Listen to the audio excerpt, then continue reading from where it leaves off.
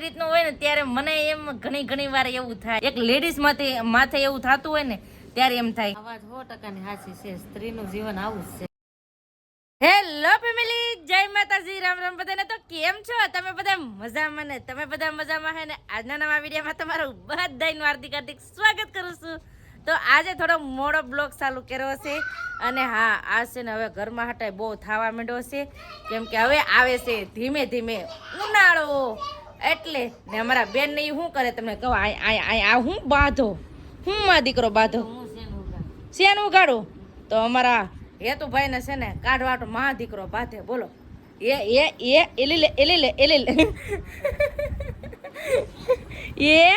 એનું હા જો અમારે એનું બોલે, એનું કાક તો બેલ જય હો દાદા. તો બેલ જો અમાર પતું બોલે જય હો દાદા, લાઈક કરજો. હા તો અમારે એનું તું કાક બેલ ને ભાઈ, કાક તો બેલ ભાઈ, કાક તો બેલ. તું આ ચાર બેર થઈને ક્યાં જવાનું તમારે? એનું આ ટૂંકા પડી જાય કા પછી, એટલે બેનો છે ને કપડા પહેરાઈ દીધા, પછી કોણ પહેરે એનું? પછી તારા કપડા પહેરે કોણ? જોતા જોતા એ કોઈ માંથી મોઢું કાઢ્યું. અમારે એનું ભાઈ પણ મસ્ત નાજ લાગે છે જીન્સ પીસ પહેરીને. એ આ પણ કઈ સંભળાવે ને દેતો. હા હા ભાઈ, તું નાઈ નાખ્યો, આ ભાઈ પણ નાઈ નાખ્યા કા ભાઈ? આને જીન્સ ને ફાવતા.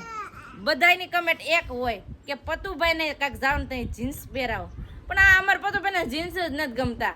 તરત જ એમ કે આમાં ગરમી થાય. અમારે એનો દીકો છે, જો એનો દીકો કહું ને તો પછી મને મારે. આમ જો હાય એ બાપા, વાગે વાગે. નહીં તું મારો દીકો છે તો મારી તો હા હાલો હાલો. આ એનું મની નો દીકો, મારો પતો મારો દીકો. બે ભાઈઓ બાજે કેમ બેન છોકરા કેમ કવરાવે? કવરાવી દે.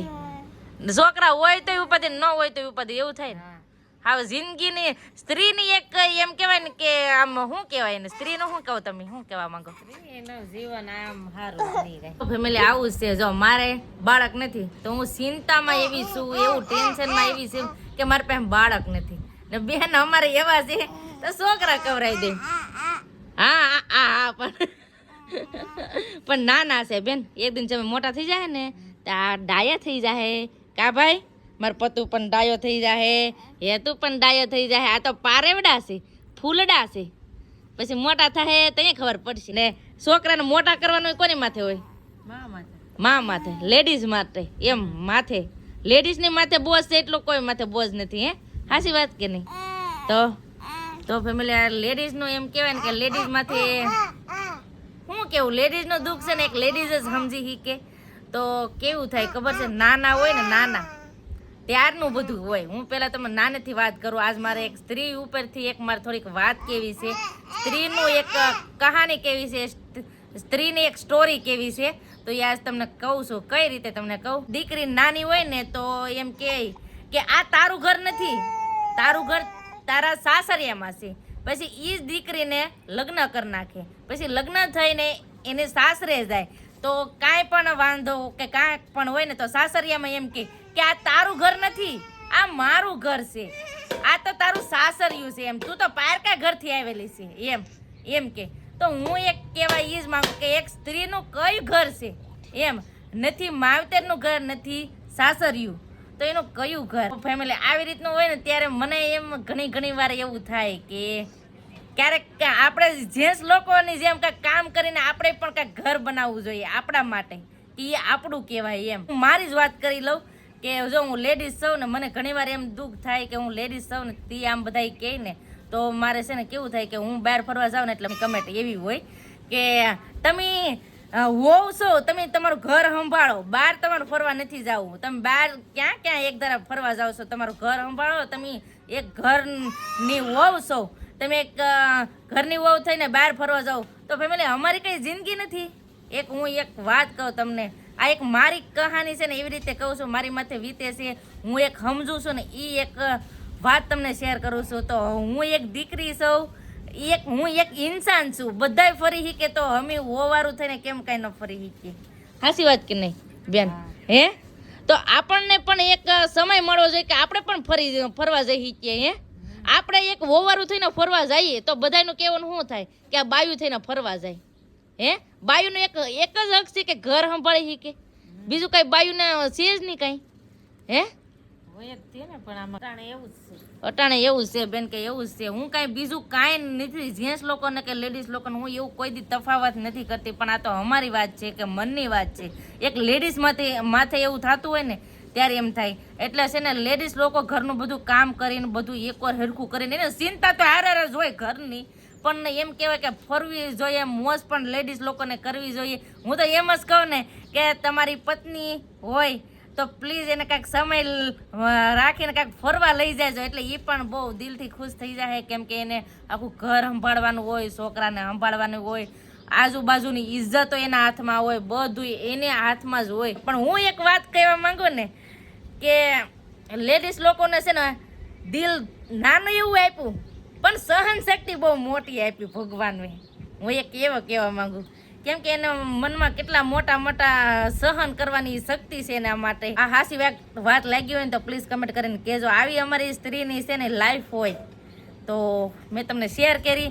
ને એક વાત કહું કે એક સ્ત્રી છે ને એના કેટલા રૂપ છે તમને કહું. એક દીકરી પહેલાં, પછી વહુ, પત્ની, પછી સાસુ ને માં, એટલા કેટલા 5 રૂપ છે એમ કહેવાય કે એક સ્ત્રીને. હાસી વાત ને બેન?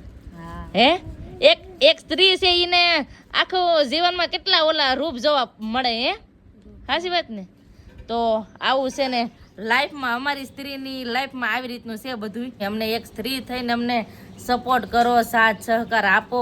હું અમારી એક લાઈફ નથી કે અમે ફરી શકીએ, અમારું એક નામ બનાવી શકીએ, હું અમારું એવું નથી, અમારો હક નથી. તો એક સ્ત્રી થઈને છે ને હું મહેનત કરું છું, મારા સપના પૂરા કરું છું. તો પ્લીઝ તમે પણ મને સપના પૂરા કરવાની હિંમત આપજો અને સપોર્ટ કરજો, એટલું જ માંગુ છું. તો પ્લીઝ એક સ્ત્રીને સપોર્ટ કરતા રહેજો, સાથ સહકાર આપતા રહેજો, ને કાંઈ પણ ભૂલ ચૂક થઈ જાય તો માફ કરતા રહેજો. અને હું મારી લાઈફમાં જે હોય ને એ રિયલિટી તમને દેખાડતી રહી. આ વાતમાં બેન તમારે શું કહેવું?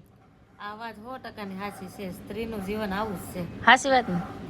અત્યારે તોય આપણી ઘરે સારું છે આમાં. હે આપણા પરિવાર કોઈને ના પાડતા. હે આ તો એમ કે જી નો જાતા હોય, જી એન્જોય ન કરતા હોય અને કામ એક ધારું કરતા હોય ને તો થોડો સમય લઈને મોજ પણ કરી લેવી જોઈએ એમ.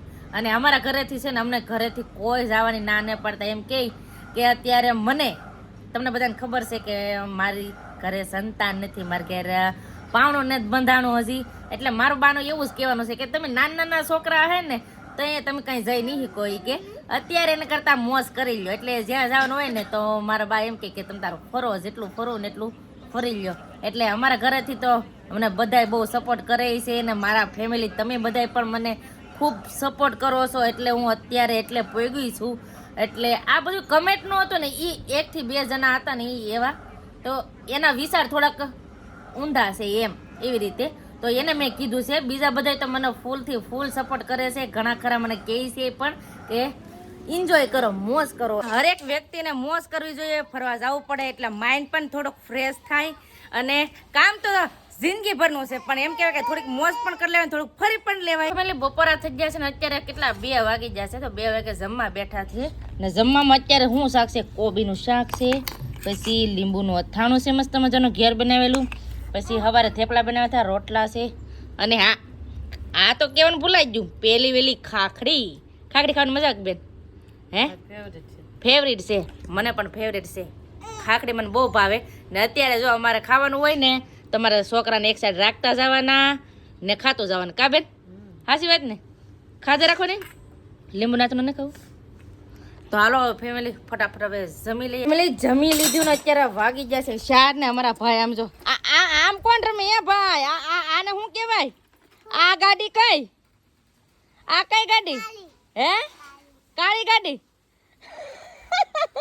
ભૂંગળી લાકડી ને આવું એ તો કેવી ગાડી એ ભાઈ રમે? કા છોકરાનું આવું જોઈએ, નવું હીકા કરે છોકરા પણ. ફેમિલી આજે સંદીપ આવી ગયા વેલા હાર કારખાનેથી ઘરે. કેમ સંદીપ? જય માતાજી ને રામ રામ ફેમિલી. આવી ગયો ઘરે. હા હું લાવ ઘરે. ક્યાં જવું હવે? મારે નથી આવું, મારે નથી આવું, તમે એકલા જાઓ. આપણે બે રહ્યા. નહીં મારે નહીં આવું. તો મને એકલા મજા નહીં આવે. હા હું લેવા? પૂંછડું મારે હારે જોવું જોઈએ. એ કે પૂછડું મારે હારે જવું છે. તો ફેમિલી તમને ખબર છે કે ઓલું કુકર ફાટ્યું હતું અને ગેસનો ચૂલો પણ તૂટી ગયો અને ઓલાને આવું છે પેલા એ તમે લઈ લો. ગેસનો ચૂલો પણ તૂટી ગયો હતો અને કુકર પણ ફાટી ગયું હતું એટલે એ બધું છે ને તૂટી ગયું છે. તો બે વસ્તુ હમુય કરાવવા જવાની છે ફેમિલી. છે ને મારે તો જવું જ નહોતું. મેં એને કીધું હું તમે છે ને સવારમાં લેતા જાઓ તો સંદીપ હરે જ લઈ જ ન જાય. એ કે નહીં મારે હું લઈ જ નહીં જાઉં ને અત્યારે મેં એમ કીધું કે તમે છે ને વહેલા હેર આવો ને તમે હમ કરાવી આવી જો કેમ કે ગેસનો ચૂલો હોય તો તરત ચા બનાવવા થાય છે ને. અમારે ઘડીક ને ઘડીક કોક ને કોક મહેમાન આવે તો પછી ચા પાણી બનાવવાના હોય ને નાના બાળકો માટે સાદું બનાવવું હોય તો ફટાફટ બનાવીએ અને કાંક તરત જ બનાવીને ખવડાવી હીચીએ આપણે. એટલે ગેસના ચૂલાની જરૂર પડે તો હું કહું કે ગમે એમ થાય ચૂલો હમો કરાવી આવો. તો મને છે ને કારખાનાથી બોલી કરીને આવ્યા એ કે તું આવે ને તો જ હું હમ કરાવવા જાય નકર નહીં જાઉં એમ બોલી કરીને આવ્યા. હું કે તમે હમી કરાવી કે હું નહીં. બોલો આવું છે લેડીઝ લોકોને હમું કરાવવા જવું હોય ને તો અમારે જવું પડે.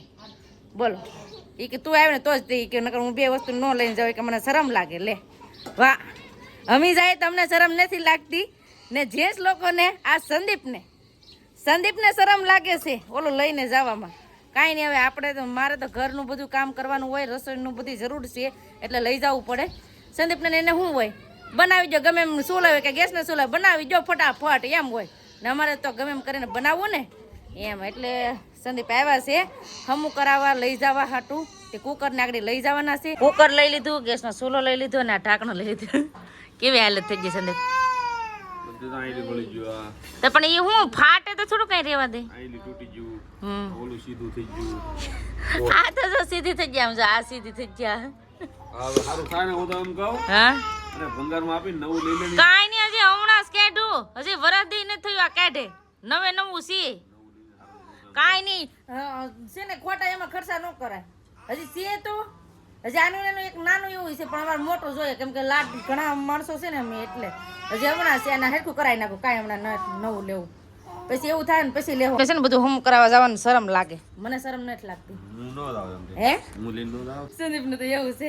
તો ફટાફટ હવે અહીંથી જઈએ હવે મોવા બધું હમું કરાવી આવીએ. એટલે ગેસનો ચૂલો અને કુકરને હમું કરાવી આવે ને તો કુકરનું તો હવે છે ને આજનો દી રહેવા દેવાનું કીધું છે ને ચૂલો છે ને હમો કરી દીધો છે તાત્કાલિક. તો હવે હમો કરાવી લીધો છે ને હવે અહીંથી હવે જઈએ ડાયરેક્ટ હવે ઘરે. ફાઇનલી ફેમિલી ઘરે પગી જશે ને ગેસનો ચૂલો હમો કરાવી નાખ્યો છે. હવે બસ રાંધવાનું એવું કરી દઈ ચાલુ. ના યા અમારે એ તો ભાઈ લે ઈ શું કરે. બસ હવે આપણે હવે આજનો વિડીયો હવે એટલો જ રાખશું. તો આજનો વિડીયો તમને કેવો લાગ્યો એ પ્લીઝ કોમેન્ટ કરીને કહેજો. વિડીયો ગમ્યો હોય ને તો લાઈક કરજો, શેર કરજો. ચેનલમાં પહેલી વાર તો પ્લીઝ સબસ્ક્રાઇબ કરી દેજો. તો આવતીકાલ મળશું એક નવા બ્લોગ સાથે, નવા ઉમંગ સાથે, નવા જોશ સાથે. ત્યાં સુધી જય માતાજી, રામ રામ બધાને. આવજો bye bye, Tata, C you.